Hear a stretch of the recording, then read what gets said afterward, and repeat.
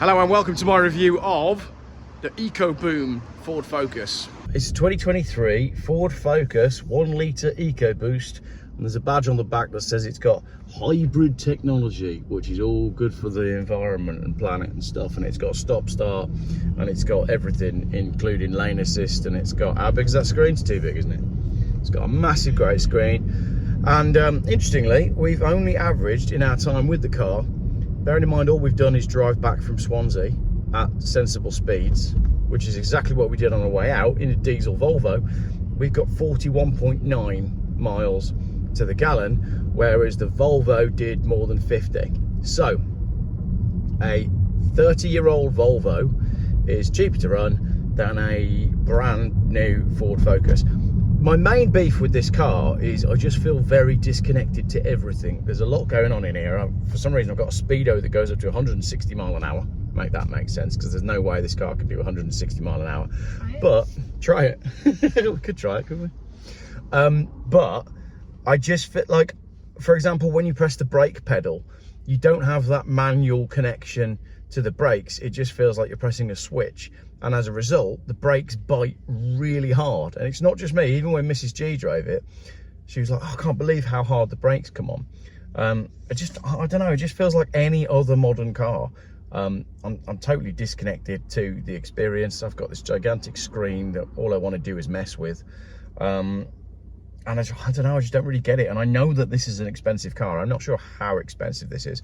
I will edit in the price of this car. Can't be that expensive because it has fake carbon fibre. It does have fake carbon fibre as well, and in fact outside it looks like a very sporty car because it's an ST line. However, it's a 1 litre EcoBoost, which, you know, I've done videos about the EcoBoost engine on the channel, and there's a reason that they're known in the trade as EcoBooms, because they fail at like ridiculous mileage. The car that we drove to Swansea yesterday, the Volvo, had done 192,000 miles, and I've just been on the phone discussing buying another one that's done 210,000 miles, and those cars still have value and will still last. And my point is, when this car has done 190 or 200,000 miles, it will be long gone. Everything will have stopped working. All of the electronic display and everything will no longer work, and it just simply will not exist.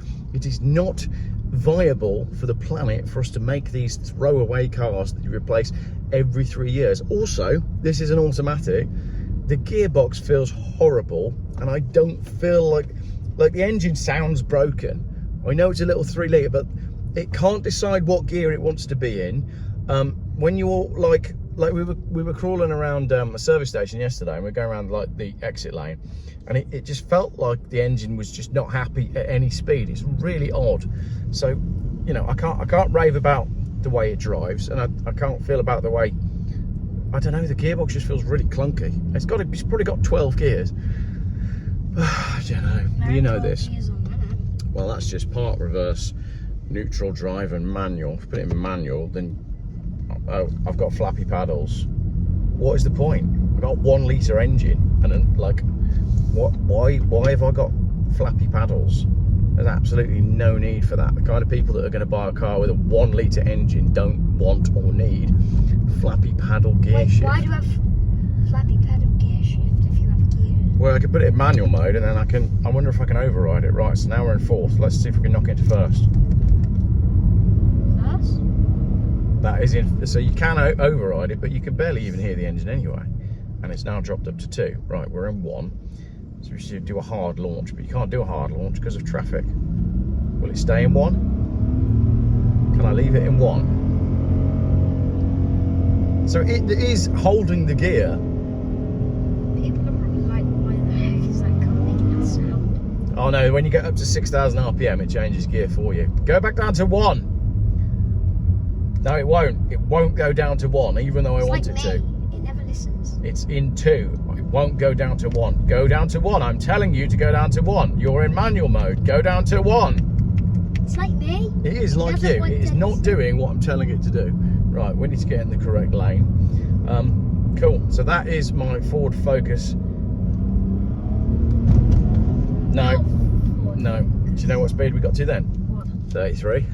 No. Also, when I picked it up, it had 333 miles. Yeah, I don't see the point in flappy paddle in a 1 litre Focus. I'm driving around Worcester anyway, so it's not like you can actually get any speed up, which is the same as everywhere these days, because driving through Swansea yesterday, let's go back in auto mode. Driving through Swansea was an absolute nightmare. I think the Welsh have slowed down all the speed, all the traffic lights. How long did we spend at traffic lights yesterday? Like 2 minutes. Just like 2. Dubai was worse. Dubai was worse. At least in Dubai, you know, the traffic moves, but yeah, I don't know. There's actually no point for a screen, so you can't play music and you can't connect your phone to play music. Yeah, that's right. So none of it really seems to work very well, and the car's only a year old. So there we go. That is a Ford Focus 1 litre EcoBoost that we hired one way because it's cheaper than putting the family on a train, and also more enjoyable because it was pissing down yesterday and we wouldn't have wanted to wait around at train stations, would we, in the rain with all our stuff. So there you go, public transport. Still not as good. Still not as good as a car. No, Volvo.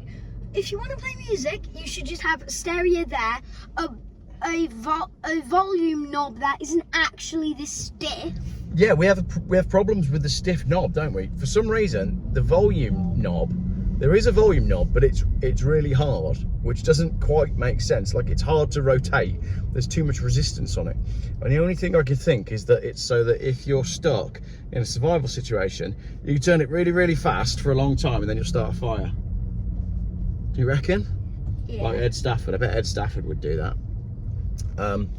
What else about this car? It's got stop start, it's got keyless entry, it's got electric handbrake. Who on earth came up with an electric handbrake? Dumbest thing in the world.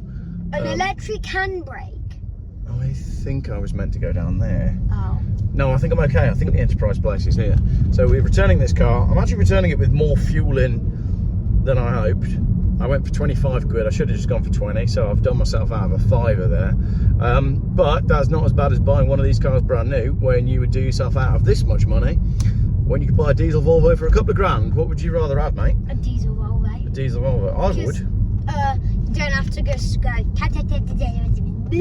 curse those screens, and then all you need is a stereo, a volume knob, and a steering wheel. What I'll do is, now that we're here, I'll flip the camera around and we'll show them the volume knob, because it is all a bit ridiculous. Ah, Geoff's car wash is open. See, the sign that says Geoff's car wash. Geoff. It's nearly Geoff. He should change his name to Geoff Cleans Cars, and then we could have Geoff Buys Cars and Geoff Cleans Cars. That'd be perfect, wouldn't it? Right, let me show you my lovely Ford Focus EcoBoom. Look, there you go, my speedo goes up to 160 mile an hour. Make that make sense. It's only done 39,000 miles, 41.6 average economy. And then it's quite hard to demonstrate, but why is it so stiff? I'm tensing my hands to do it. Yeah, you can see, look, on my thumb, I've got white fingernails. For some reason, that's really stiff, which doesn't seem to make any sense to me. Big screen, and on my big screen, oh look, I can put apps. Why do I want apps on a car? Also, once I've added my phone mount, there's just no visibility. Everything's very dark. I've got this fake carbon. I'll show you the outside of the car. Spotify. No Spotify because it didn't seem to work. ST Line, yeah, great. Doesn't mean anything, does it? And it looks like that, which is, yeah, lovely. There is my Ford Focus. I say, badged as a hybrid, tiny little 1 litre engine, which is obviously not going to last before it goes boom. So that's that. Let's give it back.